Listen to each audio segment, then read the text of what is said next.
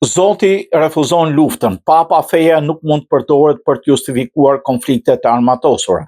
Gjatë meshës së dielës në sheshin e Shën Pjetrit, Papa Leo i 14 ka dhënë një mesazh të fortë kundër luftës, duke theksuar se feja nuk mund të përdoret për të justifikuar konfliktet e armatosura. Jezusi, mbreti i paqes, refuzon luftën, askush nuk mund ta përdorë atë për të justifikuar veprime luftarake, deklaroi Papa. Ai shtoi se Zoti nuk i dëgjon lutjet e atyre që bëjnë luftë, po i refuzon atë, duke ofruar në vend të kësaj ngushëllim për të shtypurit dhe viktimat.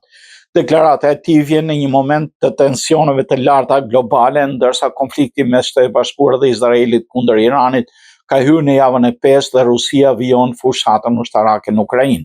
Papa theksoi indirekt shqetësimin për përdorimin e fesë nga lider politik për të justifikuar veprimet e tyre, duke bërë thirrje për paqe dhe reflektim në një kohë konfliktesh të shumta në botë.